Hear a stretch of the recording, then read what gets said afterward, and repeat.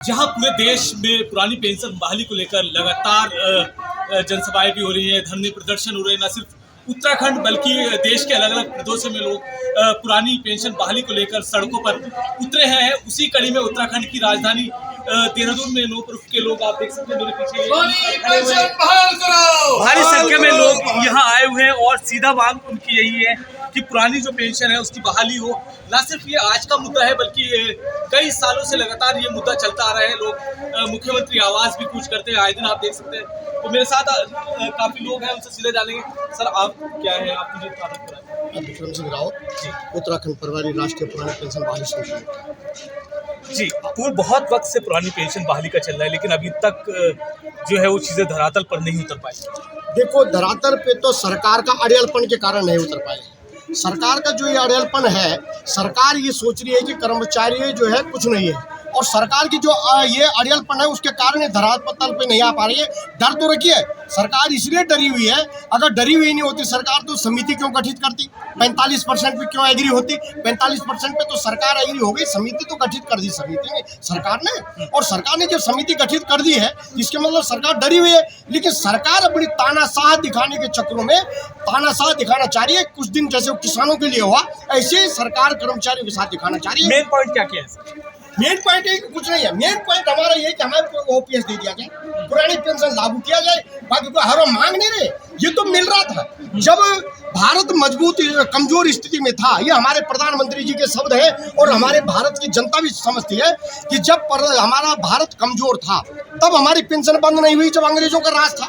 आज हमारा देश बहुत बड़ा मजबूत हो गया, पूरे संसार में जो है भारत की वाहवा हो रही है, और तब हमारी पेंशन बंद हो गई। इसके मतलब हमारी देश की आर्थिक स्थिति कमजोर हो रही है, और अगर कमजोर नहीं हो रही है तो आप आज पेंशन बंद क्यों करें? हम मांग नहीं रहे, हम अपना पुराना हक ले रहे हैं। जो हमें पुराना मिल रहा था हमें वो दे दो, हमें बाकी कोई सरकार से चांद सितारे हम नहीं मांग रहे हैं। बिल्कुल अधिकार की बात यहाँ हो रही है। कुछ ऐसे आप क्या मैं ये कहना चाहूँगा कि पुरानी पेंशन कर्मचारियों का है और जो नई पेंशन योजना है कुल मिलाकर के छलावा है। इसमें सेवानिवृत्ति के बाद जो कर्मचारियों को मिलता है उसमें कर्मचारियों का एक दिन का गुजारा होने वाला भी नहीं। और हमारी एक ही मांग है कि हमारी पुरानी पेंशन वापस दे दीजिए। सरकार जहां कर्मचारियों की पुरानी पेंशन बहाली के लिए कह रही है कि इससे हमारी अर्थव्यवस्था खराब हो जाएगी, और अपने यानी कि जितने भी हमारे जनप्रतिनिधि हैं उनकी जो पेंशन है, पुरानी पेंशन है, उसमें जो है धनात्मक नहीं गुणात्मक रूप से वृद्धि कर रही है, तो उनके पास वो पैसा कहाँ से आ रहा है? और हमारी पेंशन क्यों बहाल नहीं कर रहे? हमारा कुल मिलाकर के कर्मचारियों की एक ही मांग है कि हमारी पुरानी पेंशन बहाल की जाए। और हमारा अब क्योंकि हमारे कार्यक्रम बहुत ज़्यादा हो गए हैं, अब कर्मचारी एक निर्णय पर ये पहुंच रहे हैं कि हम शट डाउन एंड डाउन करें। और अभी जो संसदीय चुनाव है वो आसीन है, और हम लोग ये भी मन बना रहे हैं क्योंकि हम कार्यपालिका के अंग हैं, सब कुछ करना होता हम ही को होता है, हम चुनाव का बहिष्कार भी करेंगे और चुनाव ड्यूटी भी नहीं देंगे। देखिए, बड़ी बात यहाँ कर रहे हैं कि लोकसभा चुनाव नज़दीक है, उसमें चुनाव का बहिष्कार ये करने की बात कर रहे हैं। उसको क्योंकि ड्यूटी भी लोगों की लगाई जाती है तो उसके भी बहिष्कार की बात यही करें। बहुत बार देखा है कि सड़कों पर उतरे हैं लोग, जाते हैं मुख्यमंत्री आवास कूच, आज हम देखते हैं मुख्यमंत्री आवास कुछ होता है, सचिवालय कुछ होता है, लेकिन बाद में चीज़ें भूल जाते हैं अधिकारी हो चाहे कुछ हो। तो इस बार लग रहा है इस कुछ से कुछ है उम्मीद। देखिए, सतीश कुमार, जिला महासचिव जनपद चमोली।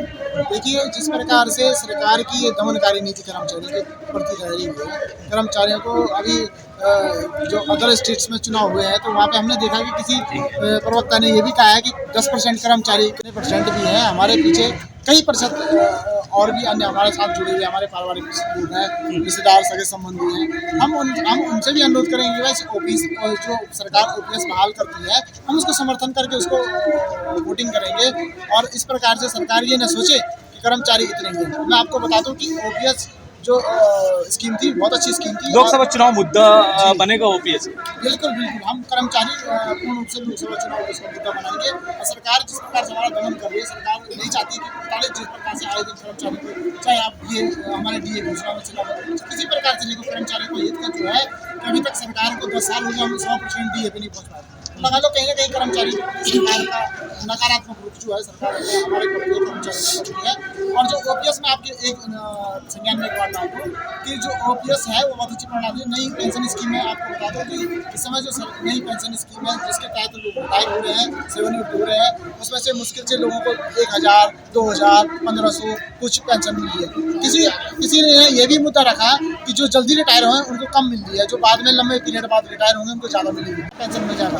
तो कैलकुलेट करके ये हिसाब आया कि उस समय 4 या 5000 रुपये हमको पेंशन मिलेगा। तो आप लगा लीजिए 2004 या 5 में हमारी स्थिति क्या 2-4 हज़ार में हमारे गुजारा हो जाएगा। तो ये चीज़ें हैं। आपको क्या लगता है न सिर्फ ये उत्तराखंड का मुद्दा है बल्कि पूरा राष्ट्रीय मुद्दा पुरानी पेंशन बन चुके हैं, तो लग रहा है कि इस बार केंद्र राज्यों को बोल सकता है इसके लिए? नहीं, केंद्र क्या, इसकी जो है हर स्टेट से इसमें केंद्र को जो है पूरी मतलब वो हर स्टेट से केंद्र को जो है इसकी खबर है और हर जगह से इसकी खबर जो है जा रही है। लेकिन सरकार का जो ये इस तरह का अड़ियल रवैया है ये कहीं ना कहीं जो है मतलब उनके लिए नुकसानदायक घातक हो सकता है। और सबसे पहली ये बात है कि जब सरकार को पता है कि इसमें एक न एक दिन होना है तो इतना मतलब कर्मचारियों को इतना परेशान करके क्या फ़ायदा। अभी आपने सुना होगा कि इन्होंने जो है 45% में जो है इन्होंने कहा कि जो विज्ञप्ति 2004 से पूर्व हुई होगी उसको भी जो है पेंशन के दायरे में। अभी 4 IAS की लिस्ट निकली थी, मैंने देखा था, तो उसमें भी उन्होंने पूछा था कि भाई आप जो है पेंशन के दायरे में आते हैं, तो उसमें मैंने पढ़ा था तो उसमें ये था कि 2004 से पहले ये विज्ञप्ति जो है जारी हुई है और आप इस दायरे में आते हैं। तो इस तरह का कहीं ना कहीं सरकार जो है कर्मचारियों को भ्रमित कर रही है और ये एक मतलब बहुत बड़ी शर्मनाक बात है। भाई जिस समय जो है देश की GDP मतलब नॉर्मल थी, मतलब 70 के दशक में जब देश आज़ादी से उभरा तो उस समय भारत की स्थिति क्या रही होगी।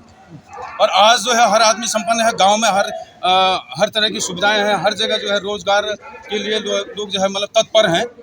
मिल नहीं रहा वो चीज़ अलग है, लेकिन हर अपनी योग्यता रखता है। तो ये कहीं ना कहीं सरकार का जो है ये अड़ियल रवैया जो है अच्छा नहीं है।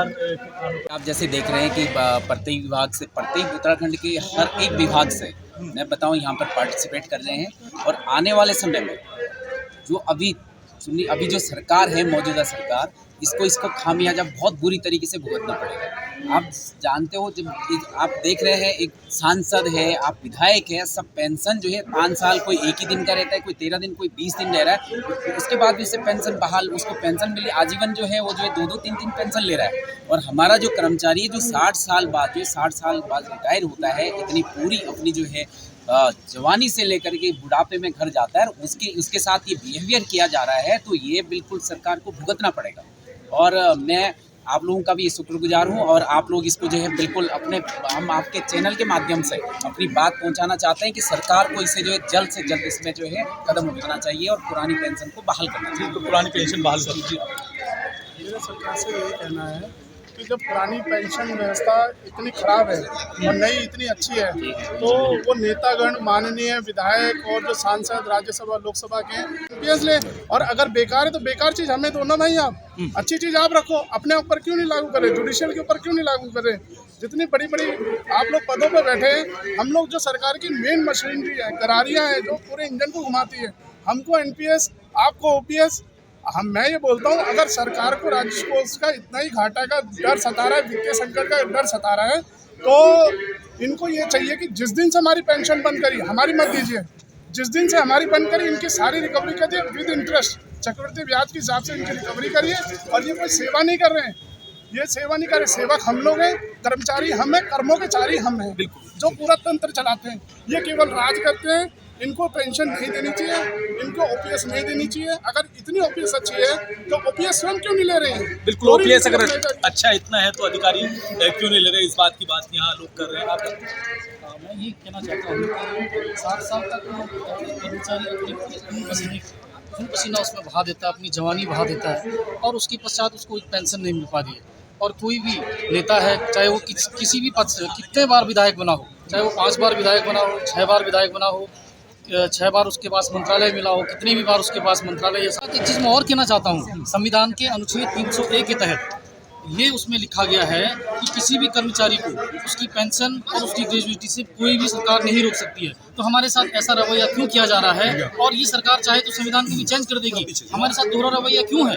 बिल्कुल देखिए, कर्मचारियों का साफ कहना है कि जब अधिकारी जो नेतागण है, चाहे विधायक हो, सांसद, जब वो 3-4 ले लेना है टेंशन लेते हैं तो फिर इन कर्मचारियों को क्यों नहीं, उसको लेकर के ही आज ये मुख्यमंत्री आवास कूच कर रहे हैं। और वीडियो भी आएगा। आए दिन देखते हैं जो कर्मचारी हैं उनका कूच रहता है, चाहे सचिवालय हो या विधानसभा या फिर मुख्यमंत्री आवास। तो देखते हैं क्या नतीजा इस कूच का निकलता है। देहरादून से वीडियो जर्नलिस्ट जॉन जैदी के साथ आदिल पाशा।